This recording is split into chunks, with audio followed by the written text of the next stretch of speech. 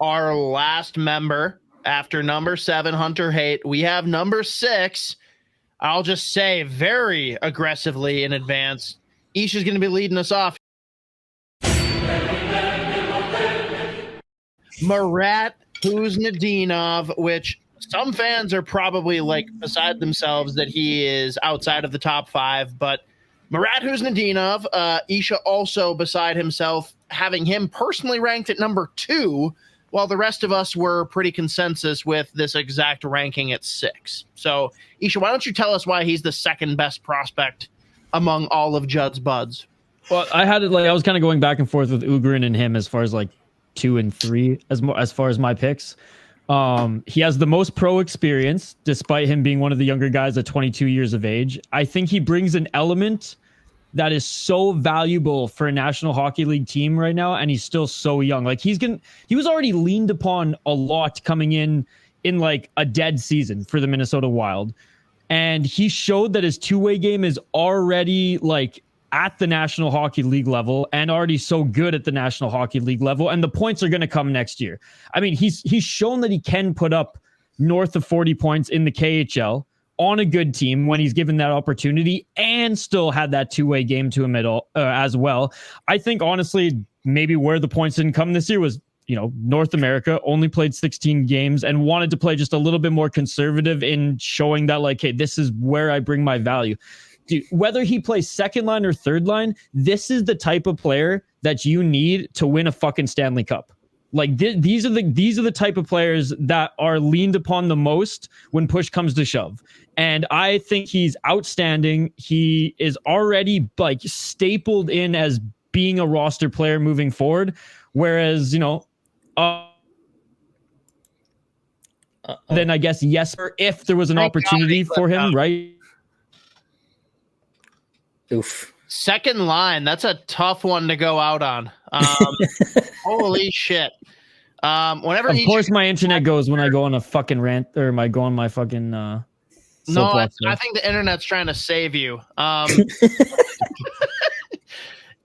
Listen, everyone loves Marat Khusnutdinov. The guy is a little water bug. He's gonna do a little bit of everything.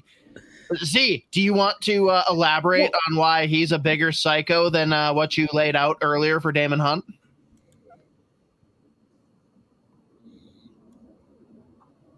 Nope, he doesn't. Unmute, because my headphones went out.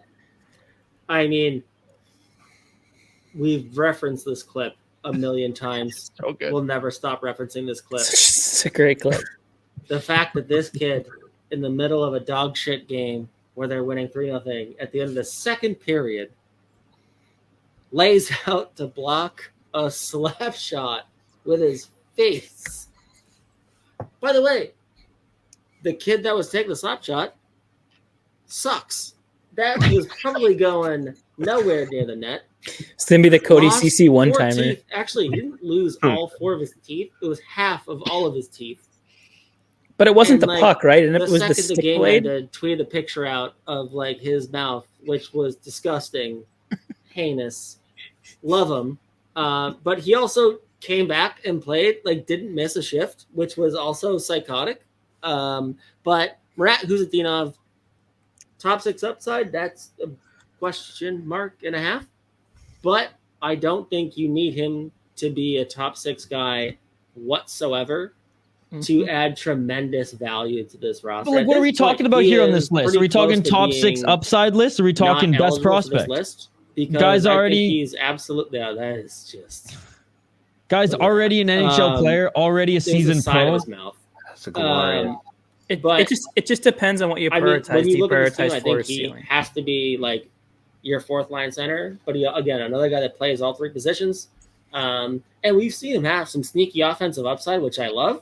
Like, but that's not what makes him so valuable of a player, which is why it's so interesting that like we all have him so high, because the ceiling might not be. It actually kind of changes your definition of the ceiling, really, because I think he can give you like, as a forward, you kind of want him on the ice for like 15 minutes, but you don't really want to have to use him offensively, at least in your top 6. But in a pinch, and like given the Wild's history we all know that like 70% of the roster is going to be hurt at the same time. He might get thrown up there at left or right wing in your top 6 here or there. No, Z, he needs to send your Kaprizov to like at least fit in. So I love Khusnutdinov. I've always loved this kid. He had a really fucking bad injury the year they drafted him. The year probably 4 months after they drafted him. His collarbone, I watched it like shatter, and it was disgusting. And he just like kind of came back like 2 months later and was nasty. It's like, okay, so he's a problem. But such a fascinating player in the fact that we have him as high as we all do. He's not going to be a guy that's going to be point per game. He's not really a top 6 projected player, but unbelievably effective, fantastic in this system, and one of their better prospects, and probably the most NHL ready guy of all the guys that they have going. So big fan. Hang on. I don't know if you guys ever saw this, but just on the broken collarbone, did you guys ever see this from a Philly fan? The custom jersey for the guy that broke McDavid's collarbone, and it is a Flyers 97 jersey that says Collar McBroken. Jesus. That is so Philly. Oh, that's good. I hate everything about Philly, but this one made me laugh. Yeah. Khusnutdinov is another guy that, like, I think at one point I had him as high as 3, and then I ultimately settled on 6, just because I think the 5 that we have ahead of them will get a chance to reach their ceiling. Because I think if Marat Khusnutdinov stays with the Wild, he will become a bottom 6 forward. If he gets traded, he might become a top 6 forward. But you just look at the players that they have slotted in front of him right now, unless there's trades happening. But you have Yurov, who they project at center. They have Eriksson, they have Rossi, and Height, who they also project at center. Like, there's 4 guys ahead of you already at center, potentially. And obviously, Khusnutdinov's versatile, can go to the wing if he needs to. But, as we talked earlier with Jack Peart, I think his asset that is going to make him a successful player is his speed. He can fly around the ice. He works his tail off. We've seen him played with skill players, and then last year we kind of saw him fill in a bottom 6 role. So I think there's a lot of different things he can do. And I really hope he's a guy that they just lean on to be just a reliable bottom 6 guy. Maybe he's a guy you can throw in on power play too, if you want to add some skill in there. But I think he's exactly the type of player that they need, that can bring some speed, can bring a good 2-way game, but not at the expense of lacking any offense like some of their other bottom 6 guys do. Yeah, it's kind of something we knew in the KHL coming over. I like the speed that he brought. It was evident when he was brought into the lineup. Love that he's not afraid to play physical on the boards, even though he's 5'10" on standing on a phone book, whatever he is. But no, we even have those anymore, phone books? I don't know. That's a good question. I haven't seen one in years, but they're probably just about to hit Canada. But no, I'm excited to see what he does this year once he's more comfortable with his game and being in the NHL and just an intriguing player indeed. Mm-hmm. Do you guys want me to go on a whole other spiel or what? No, we can just end it there. That is 6 through 10. Again, to recap it: 6, Marat Khusnutdinov; 7, Hunter Haight; 8, Daemon Hunt; 9, Carson Lambos; and 10, Rieger Lorenz.